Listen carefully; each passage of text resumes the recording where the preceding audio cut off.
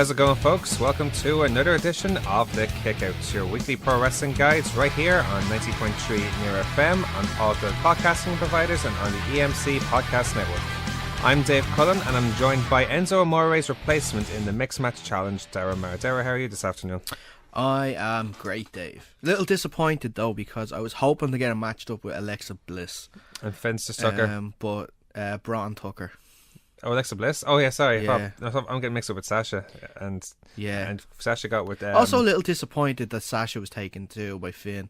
But, like, who else? There's neither Nia Jax or there's Bailey. I'm happy with both. Can you take either? I'd happily take either. Well, because you're a replacement of Enzo Amore, it would make more sense to take Nia Jax. Well, the thing is, if I take Nia Jax, then Enzo might get a little...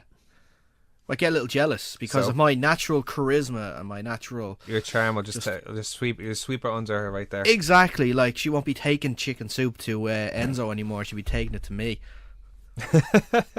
Chicken soup. Well, you're saying Enzo will make you sick and therefore she'll care for you? No, because that was the whole thing on Raw. Oh yeah, that's what I mean. But like, Enzo will make you sick as revenge. No. It's a sympathy thing. No. No, she wants to look after me instead of Enzo. Oh, I gotcha. Yeah. Okay. We're coming to you live from the FM studios in the beautiful North village of Coolock. Are you still drunk from last night? No, I wasn't even drinking. That's true, you weren't. And Are you still hopped up on sugar from last night? Maybe. We're coming to you live from the FM studios in the beautiful North Dublin village of Coolock, and we're here for the next 2 hours bringing you all the latest news, results, previews, rumours and more from the world of professional wrestling. This week's show giving you all the latest news from the world of pro wrestling both here and abroad, viewing the past week's action from Wrestle Kingdom 12, WWE Raw, Smackdown 205 Live and NXT. We'll be previewing events from the likes of OTT and Uprising Wrestling, and we'll also be looking more, giving the last details involving our TKO kickies. All that to come, but first we're going to start, as always, with the news. I hate to be the bearer of bad news. Also, good news, everyone. We're going to start with news concerning Jazzy Gabert. Jazzy Gabert, who you may have heard of from the Mae Young Classic. She appeared on the Edge and Christian podcast last week, detailing how neck issues led to the contract offer she received from WWE falling through. She said that the contract was sent to her in the mail after being asked by someone in WWE to be patient following the tournament. She travels to Orlando for an NXT dark match and to have medicals done. Then eventually Dr. Joseph Maroon in Pittsburgh examined her, found that she had something wrong with her neck and scheduled an MRI, revealed that she had 3 herniated discs in her neck, claiming Gilbert said that the bones were basically all over the place. Of course, they sent the results to the WWE doctor, Gilbert said, and then the WWE doctor contacted me and said to me, "We're really sorry, Jazz, but we're going to give you our we cannot give our clearance and you're disqualified and cannot work for WWE." Gilbert said the next step looks to be undergoing surgery to get the problem fixed. She talked about being sad about the situation, though she also mentioned being appreciative of her fans, all of the opportunities she's gotten and all of the places she's been able to go because of pro wrestling. Gabert, of course, was eliminated by Abby Late in the first round of the Mae Young Classic, got one of the best reactions of the tournament, and received "Please Sign Jazzy" chants while wrestling in a 6-woman tag on the second day of taping. So she's definitely very popular, but it's such a shame that she's down from injury, especially a pretty serious injury like that. It is. Bright side, though, at least the doctors found that there was a problem. Yeah. She probably didn't think there was. Yeah, exactly. And it's good to get this sorted out before it becomes an even bigger problem. Exactly, yeah. It's interesting where she said at this time they can't accept her, so it doesn't necessarily mean that she's disqualified for forever. Just right now. Right now, get the surgery, get cleared up, get healthy, then come back. Exactly. And she's such a unique wrestler. She's so unique. She's like China back in the day. She's just a monster of a woman. Like, you know, WWE. I think She has a lot more talent than China did. You know, China at the start was quite very raw when she was wrestling, but Jazzy is a very accomplished wrestler over in Germany, and we saw her in the Mae Young Classic as well, of how good she is. So I think if WWE can bring her in, and I think she would be a great addition to the NXT my God. roster. Can you imagine the matches she'd have with some of the guys in NXT? Let's say if Shayna Baszler does very well in NXT, can you imagine the match you'd have with her? Or like a Carrie Sane or an Ember Moon or something like that. Yeah. So it's definitely like there's her and Nikki Cross would be crazy. Because she's like Because there's probably a good foot between the two of them. It'd be like the Rey Mysterio against the Big Show in women's wrestling, if that makes sense. So pretty much. That makes sense, yeah. Yeah, we'll see. Nikki Cross is that crazy that she'd probably get into the ring with her and try something anyway. The thing is, as well, is that it definitely seems like she's seeing the positive side, or at the very least seeing the positive side from her fans, as she said. It's like she's not really... although she's down, she feels happy, like, you know, she's doing something right, like, and if she gets what she needs done, then she'll be flying after that. Yeah, so. like I said, it's the same thing. Like, it's that thing. She knows herself that all she needs to do now is just go get healthy, you know, get the surgery done, come back, and then she knows that there probably is something there waiting for her when she comes back. Exactly. So it's bound to happen soon anyway. Meanwhile, we'll move on. Some news concerning Ring of Honor this week. Yes, after unveiling a new World Championship belt ahead of Final Battle, Ring of Honor debuted new looks for the rest of their titles earlier this week. Ring of Honor put up a video update where Ian Riccoboni showed the new designs for their 6-man tag team titles and television championship. The 6-man belts will be worn by the Young Bucks and Hangman Page, who retained against Flip Gordon, Dragon Lee and Titan at Final Battle. Motor City Machine Guns are currently the tag team champions after defending them, against Beretta and Chuck Taylor, best friends. And Silas Young holds the TV title after winning it from Kenny King in a 4-way elimination match at the pay-per-view. In addition to entering the 2018 all-new title belts, the first Women of Honor champion will also be crowned in a tournament this year. Very interesting, though, that Silas Young was in the news story there, because he just recently announced a couple of weeks, just earlier this week, that he is officially out of contract with Ring of Honor. Okay. Yeah. Whilst TV champion? Yeah. Well, how's that going to work? I don't know. I think it's a rolling contract at the moment. I don't think he said he's left, but he's just... Oh, well, that's... he's confirmed he's out of contract. Well, if that's the case, like, you know, like, just... It's probably a coincidence they made new belts, like, then, because if that was the case, I wouldn't give it to Silas. Exactly. If he... Like, you know, and that it'd be perfect timing then to make a tournament or something like that to decide the next champion. If he decides to leave, which I hope he doesn't, because he's one of my favorite heels in Ring of Honor. Like he plays that real man character so well. Yeah. Which, like, he's like we talked about a few weeks ago how there's so few maybe badass heels nowadays. The only one in WWE I can think of is Samoa Joe, at least at the moment. Badass heels, yeah. It was Braun before he turned face. Braun's more face. Yeah. I wouldn't even call Kane a badass. Kane's not badass. No, he's not bad. No. He's too mysterious, I suppose. Not even too mysterious. It's not badass enough. The closest then would be Baron Corbin, maybe. He's not really badass either. He would more than Kane anyway. More than Kane, I agree with that, but nowhere near the Samoa Joe level. Yeah. Whereas I think certainly it'd be him. It'd be Silas Young and maybe Punishment Martinez in Ring of Honor. Like, Punishment Martinez is so fucking scary, like, you know. But have you seen the titles actually? I haven't actually seen. The new TV title in particular looks pretty cool. Yeah. The 6-man tag title looks like a black sort of metal, like with over with silver or something like that. Last time I checked, but it's highlighted a lot in red, so they're attractive belts, like so. It's cool. Like, it's interesting. Like, do you think it's a good time for them to change the title belts? They change them quite often. New year, so I might as well. It goes into speculation, like, over the US title, because like there's speculation of that changing in WWE. Yeah, after this tournament that they're doing. Yeah. Why are they still unveiling it in the tournament at the moment? The old one. They still can. Yeah, and then they're just like be acting surprised they have a brand new one. Exactly. It's not like when presumably it's not like the Rumble. Yeah, it's not like when the tag team and the women's Smackdown championships were there, where they hadn't actually got a title to show off. So, yeah, there's no problem. That's going to be a massive show, Rumble, when you think about it, because there's 2 Rumble matches as there is. And there's the... well, it'll be 4 hours. So must be 4 hours. Yeah, it has to be 4 hours. That doesn't... Probably 6 hours in total with the pre-show. I was going to say that, so probably... That's what they aim for their big 4 to be now. Yeah, makes a lot more sense anyway. Should be interesting, though, because, like, there's... Like I look forward to the titles. Like, it's already such a interesting year for Ring of Honor, though, as well. Like, with Dalton Castle being world champion. Yeah. So, like, I really hope Silas Young stays to Ring of Honor, because like he's for me he's an excellent TV champion. Like, so him and Beer City Bruiser. I'm starting to like Beer City Bruiser. I couldn't stand him at the start, but now I like him. So, we'll move on. More news. We're speaking of the mixed match challenge we talked about earlier on. WWE have confirmed 4 teams so far now for the mixed match challenge tournaments. It was first announced on, first of all, on Thursday. Sasha Banks will be teaming up with Finn Balor, with Kurt Angle referring them as the Dream Team. It was then revealed that Lana and Rusev, who have been kept apart on SmackDown despite a real-life marriage couple, will be paired together as well. Obviously. Banks and Balor and Lana and Rusev join Alexa Bliss and Braun Strowman and Charlotte Flair and Bobby Roode as the first 4 teams announced for the Mixed Match Challenge, which will be a 12-episode series that will debut on Facebook Watch. It will feature wrestlers from both Raw and SmackDown in a single elimination mixed tag team tournament, with each episode scheduled to be only 20 minutes long. So that's like maybe a match or two, or I'd say just one match. Yeah, it makes more sense to have one match. One long tag team match each. It's interesting. I wouldn't have imagined Banks and Balor being together. I wouldn't have imagined Bliss and Strowman. Demon Boss, yeah. What'd you call Boss Demon? Boss Demon? No, I like Demon Boss better. Yeah.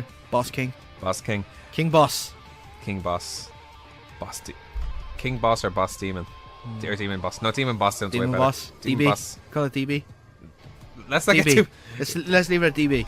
We're talking... God, you're such a marketed mind. You should be in charge. B&B. Because it's Banks and Balor. I should have called you their merchandise or marketing manager or something like that at the start. Did you see the video with Alexa Bliss and Braun when they were announced? I know. Braun grabbed her and she was so scared. Can you blame her? No. Because she's what, 5'1". She's 5 foot nothing, yeah. 5 foot nothing. Here's Braun Strowman, who's what, 6'8"? 6'8" at least, so. Probably, yeah. Charlotte Flair and Bobby Roode, the probably most glorious tag team you could get. That's probably the most, of all the pairings, like, you know, certainly you'd see Banks and Balor as, even though they probably click, they still seem very different. Same, obviously, with Bliss and Strowman. Here's Roode and Charlotte, who are probably the exactly character-wise. The sequence on their respective gowns, pretty much, alone is going to just cause the show. Do you see that? Do you see actually the vignettes when they were announced? Actually, here was I don't know what the chant was for Lana and Rusev, but they were doing like I can't remember what it was. I'm guessing the chant was Rusev Day, maybe. No, it wasn't to do with Rusev Day. It was a completely new chant, but I really hope it becomes a Lana chant. Day. No, it was like Lana. It was started by Aiden English. He was there as well. I have to listen back, but here was Daniel Bryan clapping his way towards it as well. Like so, because here's Daniel Bryan, who could be incredibly cheesy when he wants to be as well. So who's left now? For Bailey, it's going to be either yourself. No, Asuka's in it as well. Asuka's in it. Asuka and Goldust have been speculated to be paired together. Yeah, they've been in the videos together. Who else is there? Bailey and Goldust. On SmackDown. The Golden Hugs. On SmackDown, Becky Lynch. Is Becky Lynch announced for it? Yeah. She wants to see with Sami Zayn. Despite the Gingers. Yeah. Could go any more. The Irish and Canadian last kickers. The Rusty pair. I like that one better actually. Yeah. Who else is left? The Rusty duo. Carmella's still in it. Natalia's still in it. There's someone else from SmackDown that's in the guys. I don't think it's been announced yet. I don't remember. Yeah. I don't think Big Cass is going to be making a comeback for that anyway. No, it won't. After the reports that I heard. Oh, really? Supposedly Carmella has removed everything about Big Cass from her social media feeds. I heard about that. Yeah, there's rumors they broke up. And they just bought a house. Oh, no. Yeah. Did you see Keen's video about how to seduce Carmella? No. Oh, watch it. Oh, I've ever seen his videos about how to seduce it's pretty much like that. It's all these really, really misspelled comments said about it. It's just hilarious to listen to. Really is. We'll move on anyway. Some sad news concerning a legend of women's wrestling, you could say. Yeah, it is with deep sadness to announce that Emily Dole, best known for her role as part of the original Gorgeous Lady of Wrestling promotion, otherwise known as Glow, as Mount Fuji, has passed away aged 60, with the announcement coming from Patricia Summerland, best known for her role as Sunny the California Girl. Dole will be best remembered for her feuds on the Glow series against Matilda the Hun and Big Bad Mama. Her last known appearance on screen came when she was interviewed and featured being in ill health during the 2012 documentary film Glow, the story of the gorgeous ladies of wrestling, which has since been made onto the Netflix series due to the popularity of the streaming service's return of Glow under their umbrella. we here on the Kick Out would like to extend our condolences to the family and friends of Emily Mountain Fujido. It's nice to mention like it's a passing now, because especially lately, because now the Glow is getting way more coverage, especially lately with the documentary and the series. Yeah. I don't like I amongst me and since I don't know much about it, but it's cool that like, you know, that they look back at this, because in a way this is it's sort, you could almost debate that the Glow wrestling now is sort of like a bit of a light in terms of where the women's revolution is now, yeah, or certainly inspiration to where it is now. Certainly, like, you know, yeah. We wouldn't take so much credit maybe lately or back in the day, but now you could even eat a lot of women. Certainly, I would think will look back and think, well, man, like they did it back then, like, and here's us now, like, so this is probably where the revolution started before it even started, like, you know what I mean? Yeah, it wasn't as, they didn't know it was as big as it was at the time. Yeah, for having an all women's promotion, especially I think, what was it, the 80s, wasn't it? Yeah. So back then it was like Fabulous Moolah and people like that, like.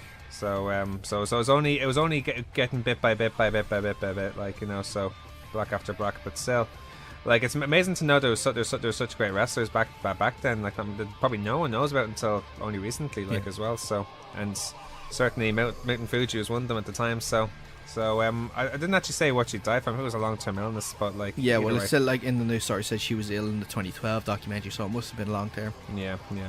Anyway, we'll move on.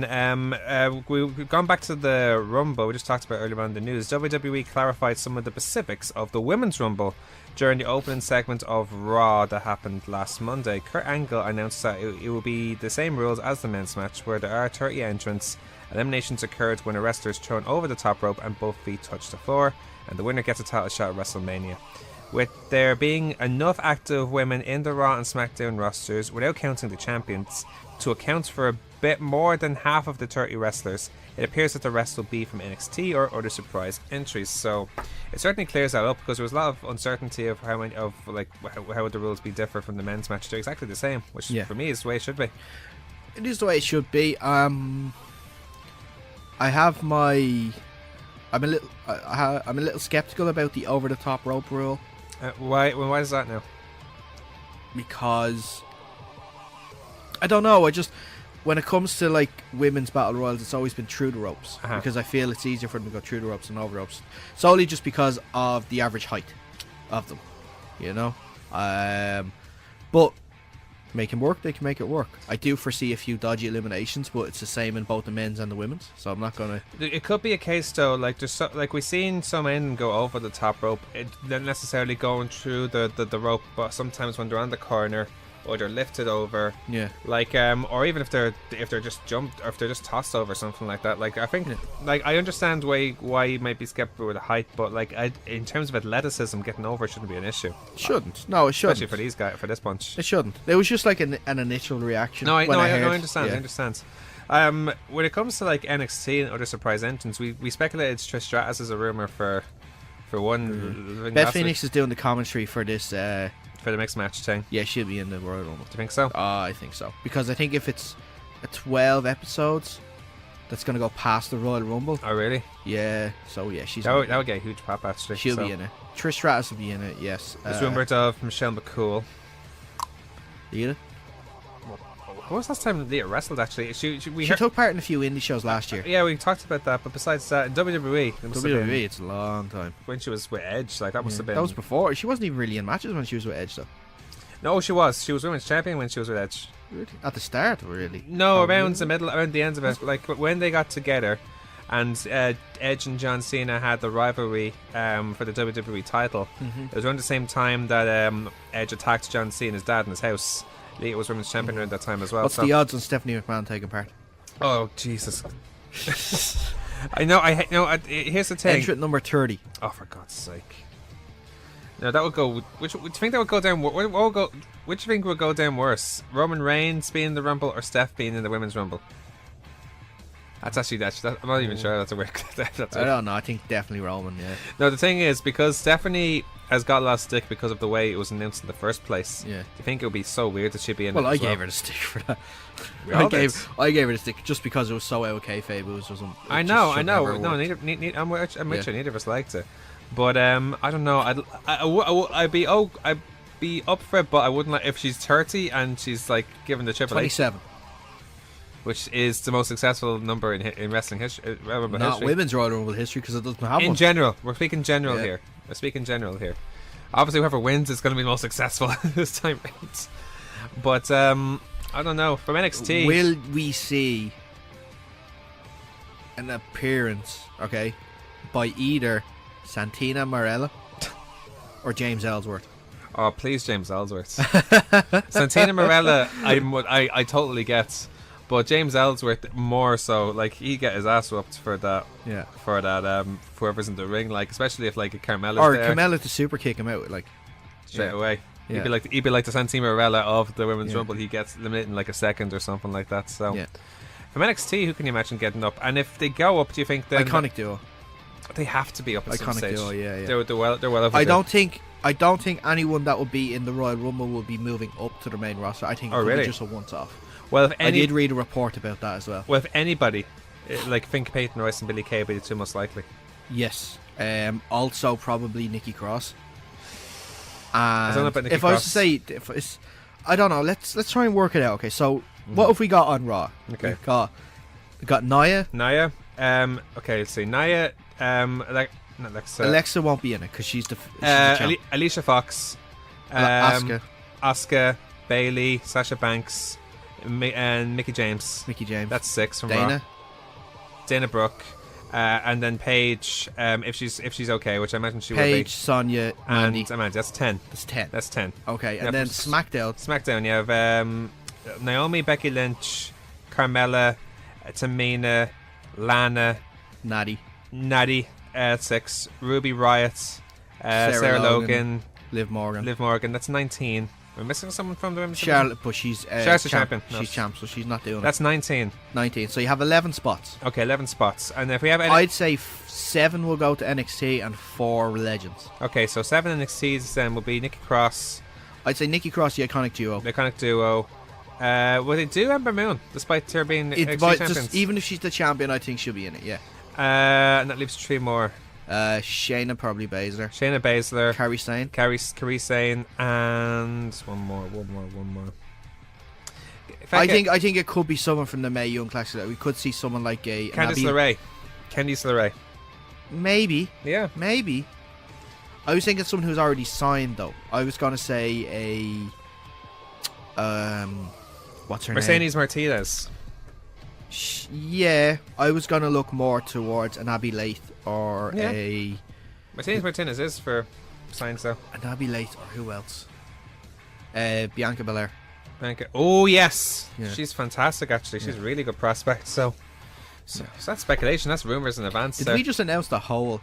Barrett. Let's do 4 Legends then. Let's just finish it off. 4 Legends. Trish, Michelle McCool, Beth Phoenix, Lita. We already named them. That's our 30. So Stephanie's not showing up then. So if we take one NXT out to put Stephanie in, another then NXT Bianca Belair out, and take one more out then for James Ellsworth, and then take out Michelle McCool. Okay, perfect. All right, there's our Rumble. We just announced it. We just announced all 30 entrants to the Royal Rumble. You're welcome. We're speculated anyway, so we could none confirmed. More kick out confirmed. We'll move on anyway. News about Progress from last week. Yes, Progress had their last event of 2017 in their spiritual home in the Electric Ballroom in London. Significant matches include Jack Sexsmith beat Joe Coffey, Rampage Brown defeated Flash Morgan Webster, Travis Banks retained his Progress World title, and former champion Will Ospreay against Will Ospreay. I'm sorry. That's my problem. No. I'm still hopped up on sugar from last night too. And Pete Dunne retained his WWE UK title against Gentleman Jack Gallagher. It's cool. In what was I was heard a fantastic match. Oh yeah. I mean to watch it, I'm meaning to there's so many promotions nowadays, especially the mall who have all these servers streaming services similar to OTT and WWE. I'm almost tempted to get into Progress now. I really am. I wish I had the time. Yeah, I really wish. And most definitely, I'm getting New Japan World. It's not even a question. Yeah. But I don't know. I barely have the time as well. But it's something to still watch and catch up because Progress is doing incredibly well and having all these kick-ass matches. So, especially with as we talked about this over the last few weeks with likes of Noam Dar, and Jack Gallagher still doing their indie gigs. And here's now Jack Gallagher and Pete Dunne, which is ironic because probably this time 2 years ago or a year and a half ago they were competing for the cruiserweight for a place in the Cruiserweight Classic. Now look at the both of them. Yeah. Pete Dunne is UK champion and probably one of the most over wrestlers. He's probably far and away the most over wrestler in the UK roster.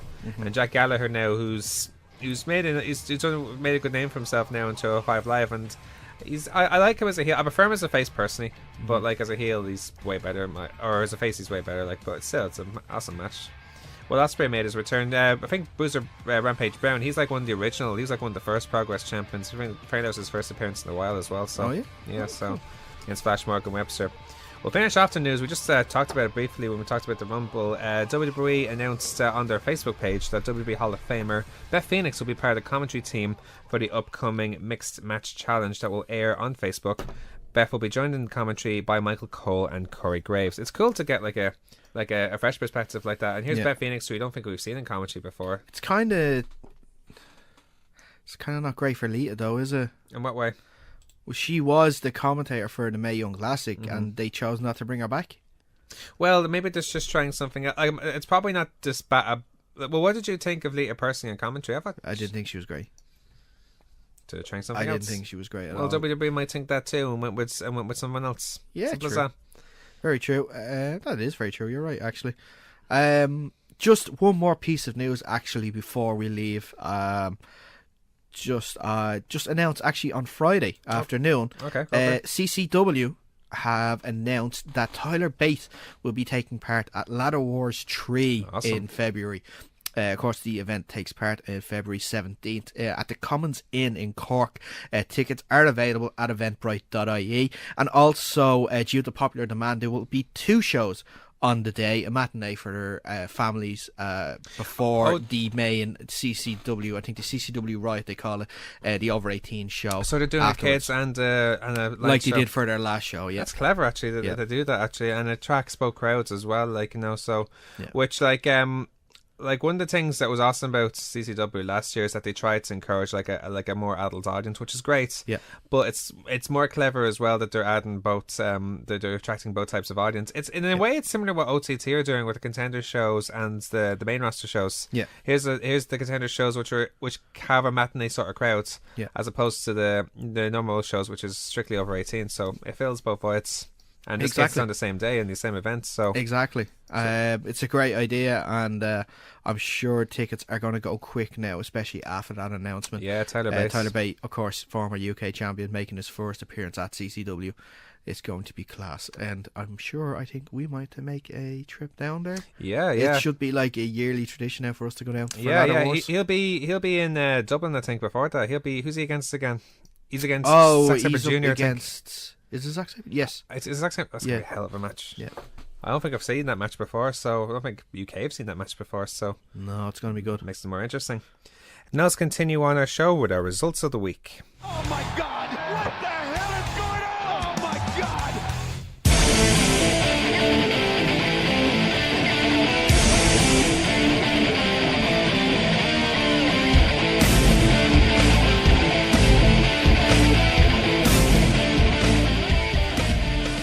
New Japan Pro Wrestling's Wrestle Kingdom 12, which took place on Thursday, January 4th. As a wrestling fans go, it's like for me personally, I've been looking forward to this now, especially from all the matches that were announced over the last month. I was looking forward to this as much as Christmas Day and New Year's Day. Really? That's how much of a nerd of wrestling I've become now lately. Well, I wasn't that hyped for it. Oh no, I was pretty hyped, but I think it was. I think my hype game isn't as strong as yours when it comes to Wrestle Kingdom. Oh my God, no! I'm just becoming such a fan of it lately. It's incredible. We have to give a shout out to Low Blows as well, because it's an Irish first as far as we can tell. Yep. That there's never been a party like this where they showed New Japan, and it was awesome. Yep. Like, you know, it was great. It was tough trying to stay away from spoilers all day. Oh my gosh! No, I avoided my phone. Yeah. Like and all social media accounts like the plague that day, because I didn't want anything to be spoiled. Even when they got in and someone told me, I just seen a minute, if you tell me a single thing that happens, I will kill you here in spots. It was pretty. I felt a little bit for Ian Holland, friend of the show. Yeah. He was telling me last night that he had the main event ruined on him. Oh no! He was in the bathroom and some guy shouted out, said, "It's great, isn't it, that the last act of Wrestle Kingdom was a clothesline?" And I thought, that's just bad form. And it was by someone who was there too. That's just poor form.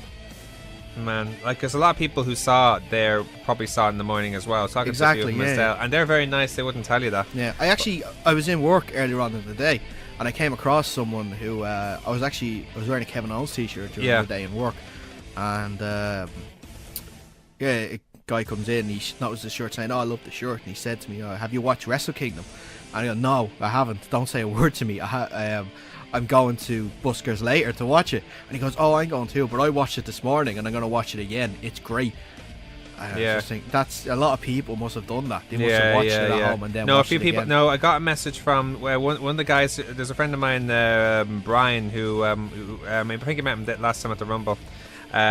He was there. He was supposed to go. He didn't go in the end, but like he didn't tell me a damn thing. He was very nice and said, "Oh, wait until you see the show. It's amazing stuff." So I went straight to it anyway. At the pre-show, they had the New Japan Rumble, which is basically very similar to the Royal Rumble. It's almost exactly the same, except the only difference is you can pin in this stuff. You can pin or submit or go over the top rope. And there's 21 participants overall. Here are the participants in order: Katamura, Bushi, Lizard Man, Leo Tonga, Nakanashi, Chase Owens, Yuji Nagata, Taka Michinoku, Kane Maru, El Desperado, Hushin Liger, Tiger Mask, Juno Gambino, Hirei, Yoshihashi, David Finlay, Yujiro Takahashi, Cheeseburger, Kojima, Tenzan, and Kakihara was the last guy. Kakihara, who was a guy who ended up winning it.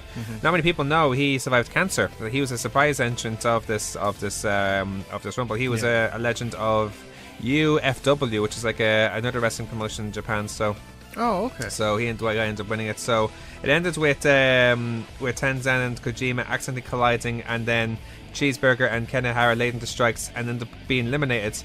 Cheeseburger, being of all people, ended up being the second last, and I was actually almost hoping for a second he'd win it. Everybody was hoping Cheeseburger would win it. Yeah, in the end, I got there late. I got it there as Yoshihashi was actually coming in, so I didn't see anything with Nagata and Bushi or anything like that. But just from that, I don't really tend to watch the Rumble or the pre-show when it comes to Wrestle Kingdom. I tend to just give it a miss because, unlike the Royal Rumble, it doesn't really have any implications for future things. It's kind of just a thing to get everyone on the show. It's just a show, basically. They don't seem to have a lot of people in the ring at the one time anyway. There's a lot of fun booking in between it though. Like there was like Chase Owens, who put away at least 3 or 4 people with package pile drivers.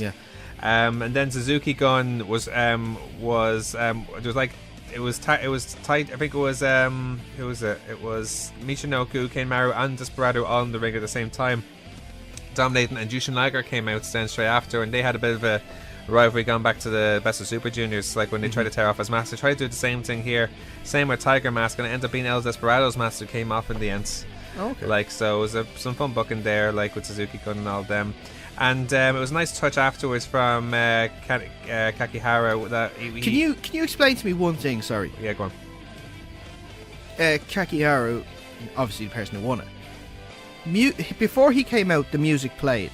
And then one of the commentators stood up and started taking his jacket off as if he was getting into That's what I thought too. What was going on there? I have no idea. I haven't read into it. I'm guessing was that also his music or something? Possibly. Like that? I don't know. Possibly. This guy is a legend, so he probably goes back a few years, so it could have easily been. Yeah. And he was about to take off and think, oh no, it's not him. And then it's probably his partner from back in the day. Oh, it's you. Okay, I'll sit down then.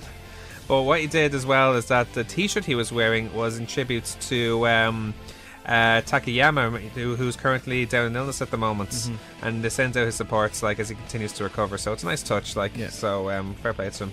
On to the main show then. The first match, Roppongi 3K defending their IWGP Junior Heavyweight Tag titles against the Young Bucks.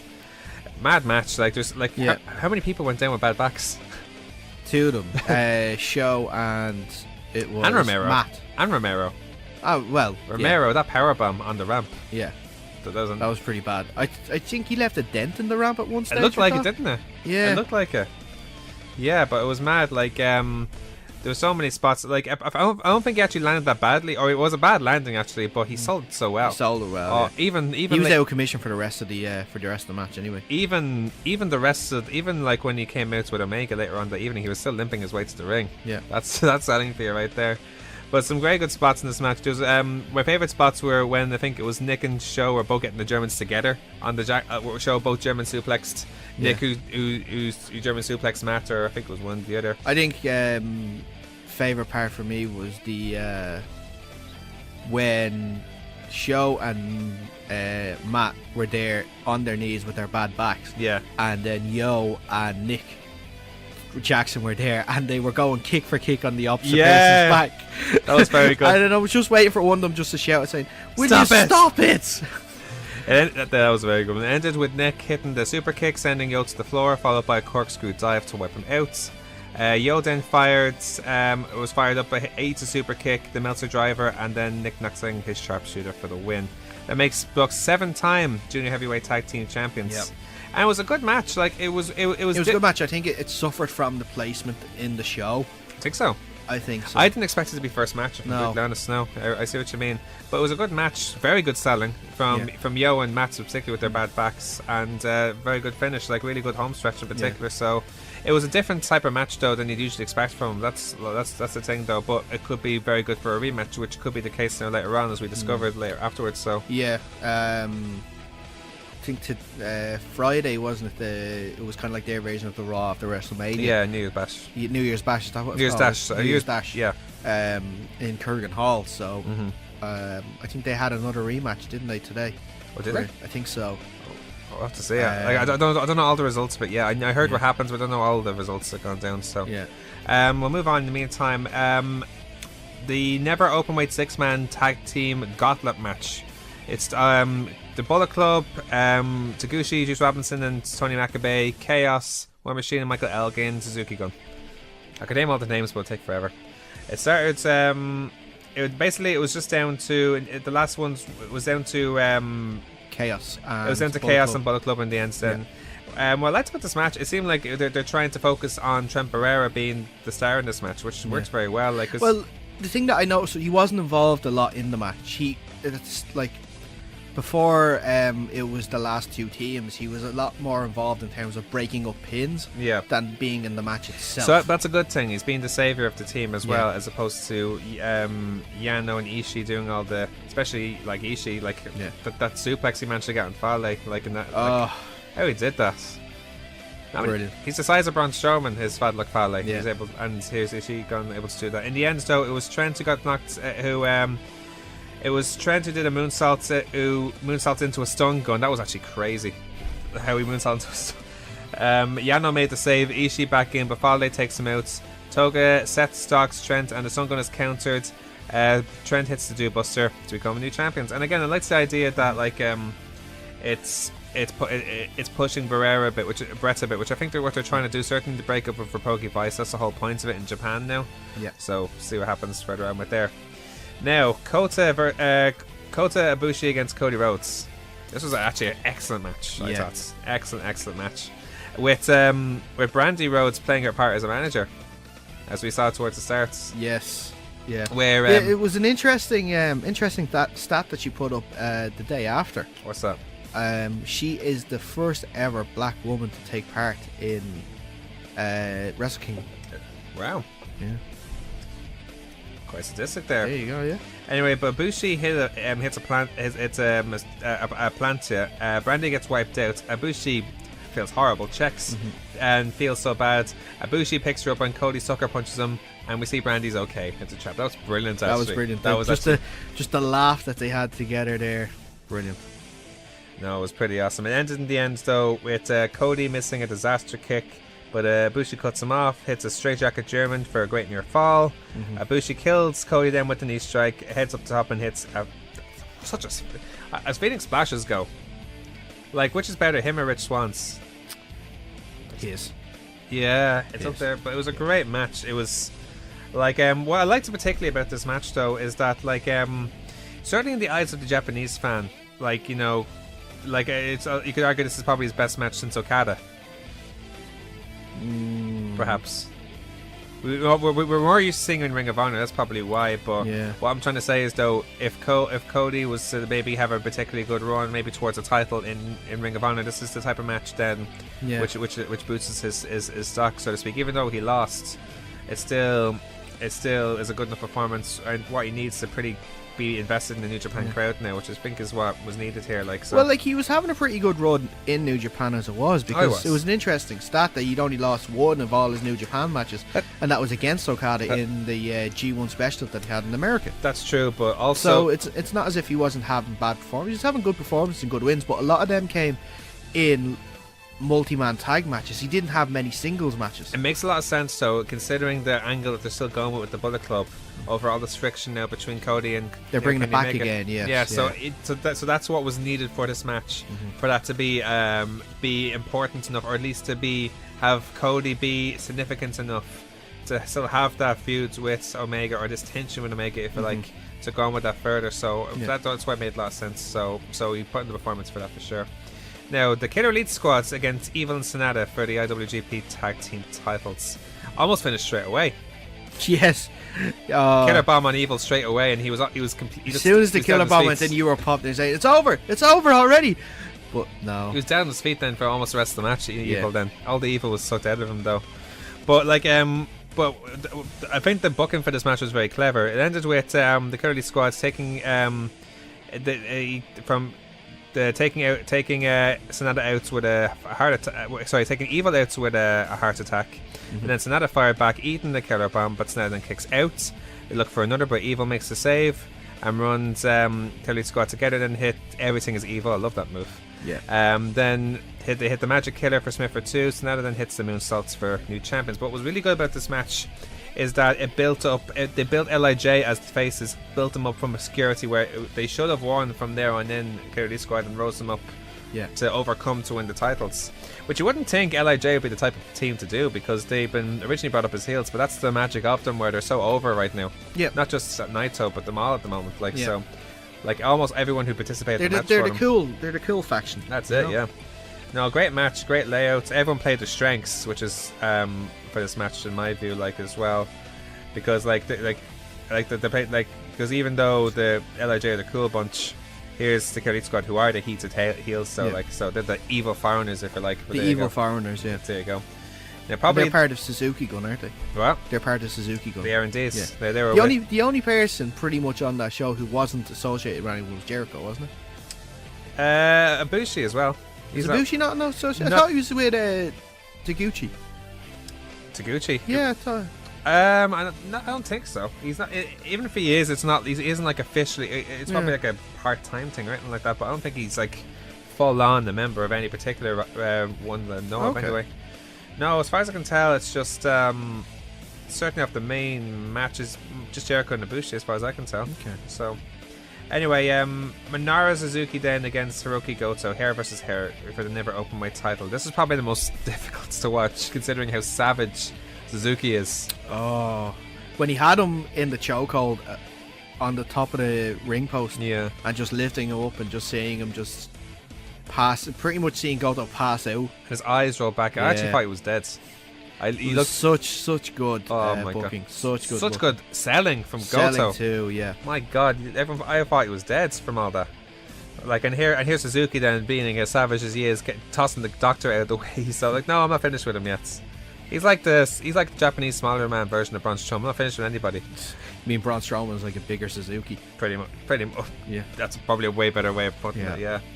But in the end, it was a good match though. And what was good about this match, I don't know if you paid attention to the rivalry between Suzuki and Goto up to this point, but the rivalry that they've been going through, it kind of reflects on this match that they've had, or certainly the rivalry they had last year, where it was Suzuki who was dominating the whole time, where he's getting completely owned by Goto, where Suzuki are completely running into chaos, but slowly but surely Goto gets the momentum back.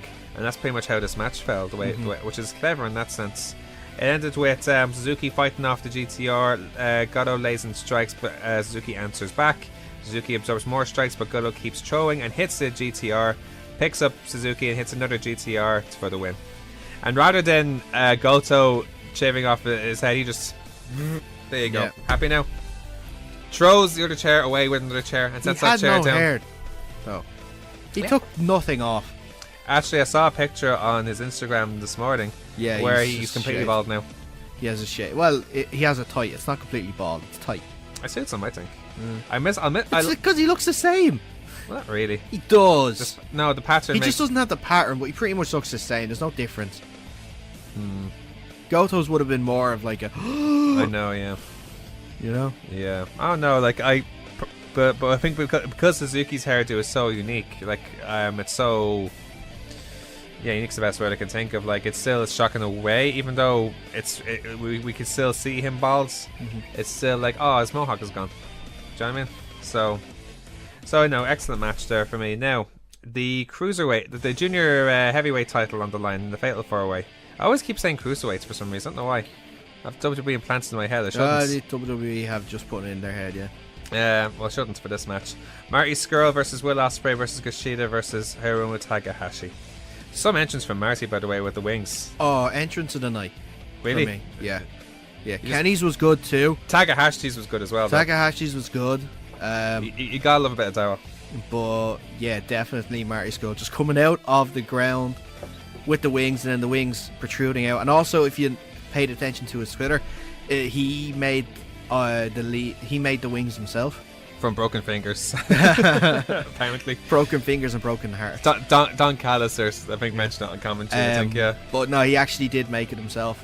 Really? Yeah, the whole day before the event, he was there making it. It's up on his Twitter. It's up on Cody's Twitter too. You just see him there putting the wings together, putting all the feathers on and stuff. Probably seen that on Being the Elites if they post that, which I doubt they will, because like for that sort of thing, I don't think they will. But you never know. But yeah, what a match. Bad props to Marty for that. Oh yeah, but still, going back to the match, what a match. Yeah. And again, it's one of these matches, like we talk about how everyone plays their part in all these matches. Like, even though the only thing I say about this match, I feared the worst for a lot of spots, as you would. Yeah. But my God, everyone delivered.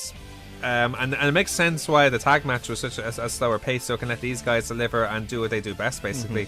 Just cut loose, have a fast delivered match. Yeah. Which Ospreay being the best man for that, because he is probably by far and away the most athletic out of those four.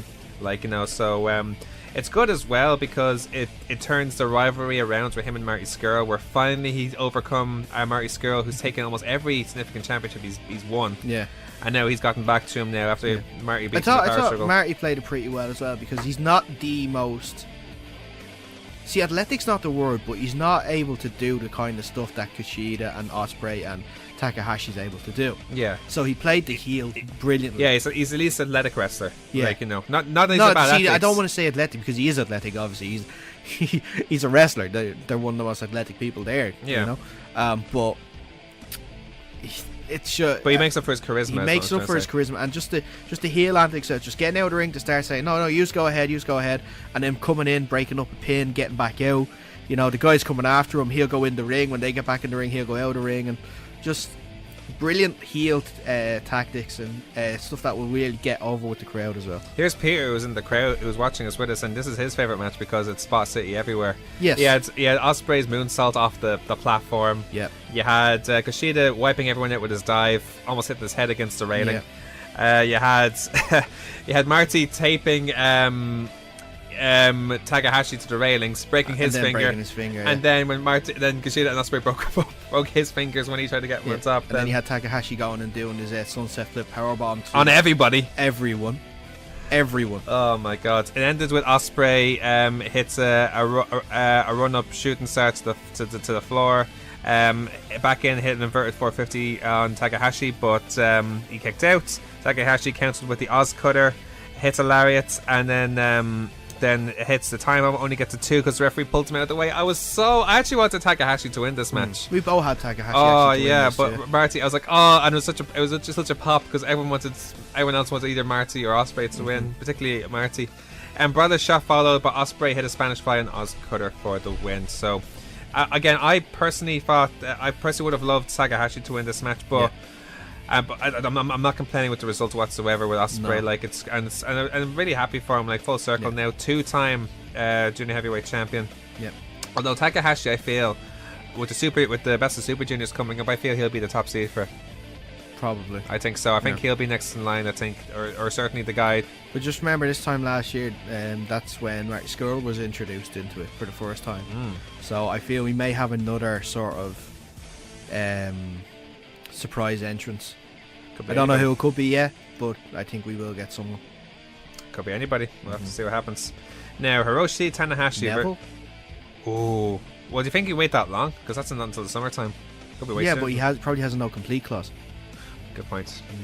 Well, he's not technically released yet. We don't actually know if he's even gone yet. No, he's not technically released. But James Ellsworth. I don't know. Who else? I can't think of anyone else. If Dolph Ziggler leaves, could he be a cruiserweight? Light heavyweight? I don't think does he. What's the weight limit for? I imagine it's the same, 205. 205. Then I don't think so. But we'll see. Anyway, Hiroshi Tanahashi versus Switchblades Jay White. Sorry, go on. Austin Aries. Thank you. Austin Aries. That's as good as anybody right there. Yeah. Like, what's he up to lately? He's just wrestling in He's doing the indie scene. He's a Defiance wrestling champion. He's like he's a champion around a few indie promotions. No, I know he's a Defiance champion. He beat Marty Scurll for the title there, wasn't it? I don't know. Anyway, Switchblade Jay Wyatt, Hiroshi Tanahashi, IC title. Now this was a good match, but I think what the problem with this, the thing about this match is that it's a much slower pace than obviously most of the matches. I thought last 4 matches obviously wasn't. We put fourths obviously, but the factor with this match for me is just it's a couple of things. One is, do you think it's too soon for White, considering his character? He's only been brought back now. Do you think it would have been better if he had a rivalry before Tanahashi, or certainly him to come back sooner and then have maybe take on Tanahashi and Dome, but maybe have some sort of significant thing before that, instead of going straight to Tanahashi? You made an interesting point actually about it last night, where you said you're a little confused about what sort of character he is.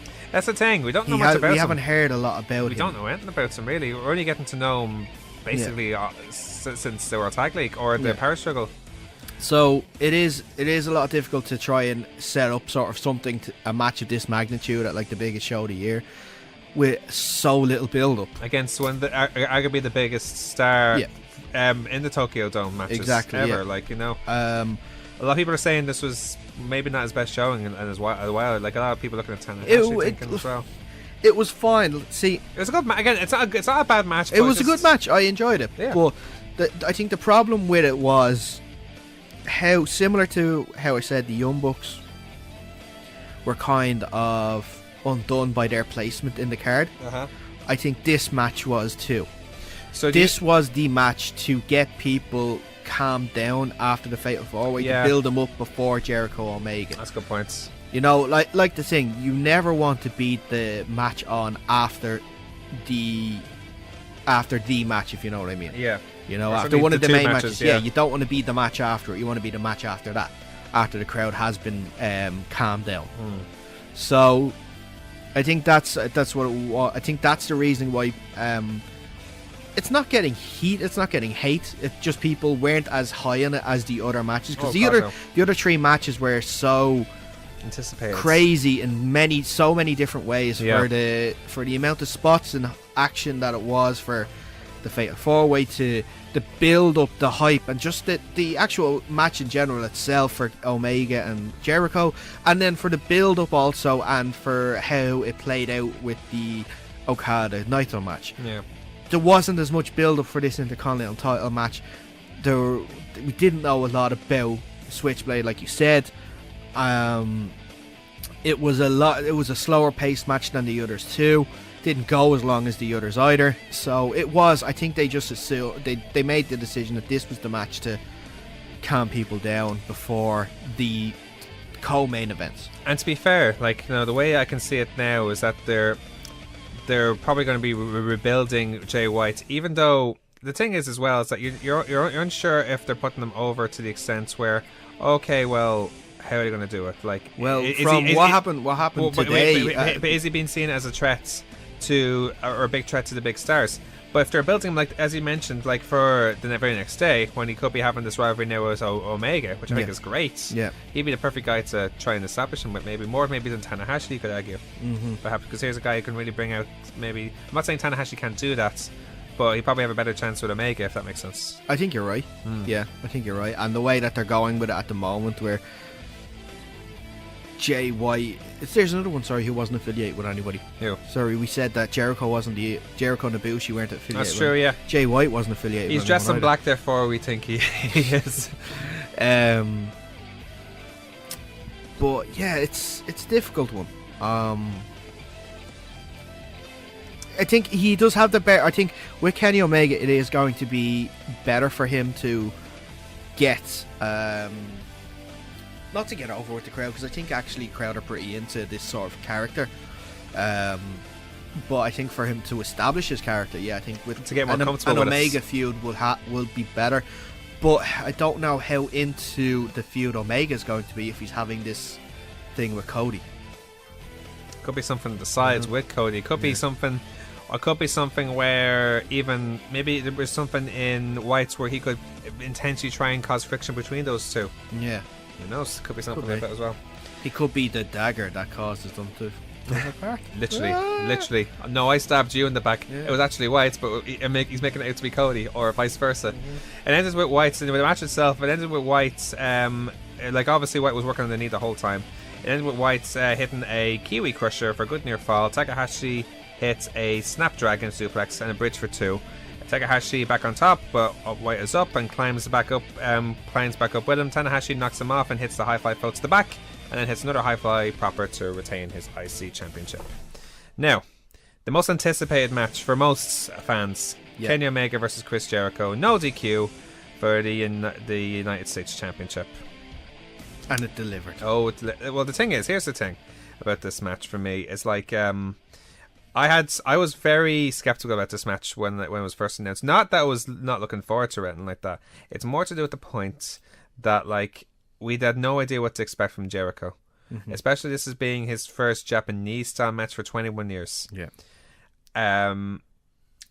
But by God, it just blew me away. It was like it exceeded any expectation I had. It really did, because Jericho is smart enough at least where he's like, well, you know what, I may not be the most athletic anymore, but you can still go out and have all these kick-ass matches like to this extent. I was just like, I was just gobsmacked by the whole match. There's one or two bits I want to point out though.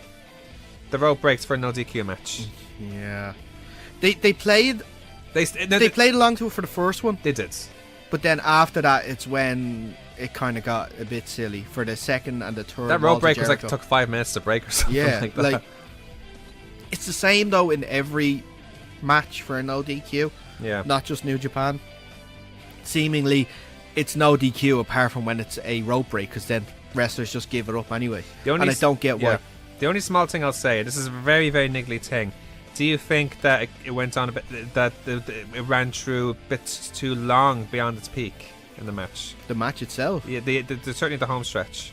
Like, no. You don't think so? I wouldn't think so. So it was perfect timing for you? I think it was pretty spot on. I don't think anything went a little too far. It didn't feel dry, so that's what I'm trying to say. No. Like, so, like, it's just a few minutes as opposed to like so much time, but still, it works all the same. No. All the same, though.